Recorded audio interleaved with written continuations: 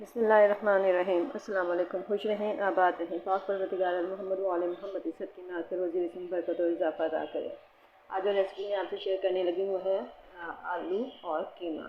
आलू कीमा बनाने के लिए मैंने यहाँ पर कीमा लिया है तकरीबन आधा किलो के करीब, और उसमें मैंने ये टमाटर, प्याज, इनको मैंने बारीक चॉप कर लिया है, ये शामिल कर रही हूँ। और साथ में ही अदरक लहसुन का पेस्ट वो भी मैं शामिल कर रही हूँ। स्पाइसेस में मैं आपको बता रही हूँ कि मैंने इसमें क्या क्या शामिल करना है। इसमें मैंने सुरख मिर्च पाउडर अपने टेस्ट के मुताबिक डाली है, तकरीबन 1 चम्मच, और हल्दी पाउडर हाफ़ टी स्पून, और नमक जो है मैंने अपने टेस्ट के मुताबिक थोड़ा सा डाला है, और कमी बेशी को हम बाद में पूरा कर सकते हैं। 4 से 5 आलू मैंने लिए थे, उनको अच्छी तरीके से साफ़ करके मैंने धो लिया है, और ये बारीक बारीक मैंने इनको काट के रख लिया है। तो ये मैं जो है आलू 3 से 4 अदर आलू जो है इसमें शामिल करूँगी। अब कीमे को मैं पकने के लिए रख दूँगी, हल्की आंच पे इसको पकने के लिए रखूँगी ताकि अच्छे तरीके से जो है कीमा गल जाए। लीजिए गाइस, कीमा जो है हमारा गल चुका है। मैंने इसमें ऑयल शामिल कर दिया 1 कप के करीब, और इसको मैं भून रही हूँ।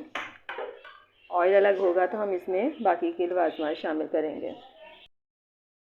ये देखिए जी, माशाल्लाह से कीमा बहुत अच्छे तरीके से भुन गया है, ऑयल अलग हो गया है। अब मैं इसमें आलू शामिल करूँगी और उनको भी शामिल करके 10 से 15 मिनट तक मैं इनको भी भूनूँगी। आलू मैंने बहुत बारीक काटे हुए हैं ताकि ये दम में ही गल जाएं। देखिए, हमने इसमें कोई शोरबा वगैरह नहीं था, खुश्क हमने ये आलू कीमा तैयार करना है। और इसको आखिर में के मैं क्या करूँगी वो आप ज़रूर देखिएगा। इसके लिए आपको पूरी वीडियो मेरी देखनी पड़ेगी। तो ये हमारा जो है आलू कीमा बहुत मज़ेदार जो है वो रेडी होगा।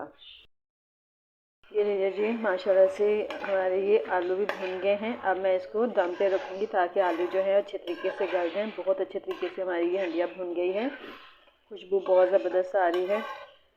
अब मैं इसको 10 से 15 मिनट तक हल्की आंच पर पकने के लिए रख दूँगी ताकि आलू जो है वो अच्छे तरीके से गल जाए।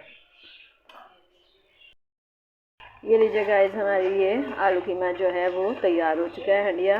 यकीनन आपको मेरी आज की ये रेसिपी पसंद आई होगी। अब इसमें मैं हरा धनिया शामिल करूँगी। हरा धनिया मैं ज़्यादा सा इस्तेमाल करूँगी इसमें, और इसको अच्छे तरीके से मिक्स करूँगी।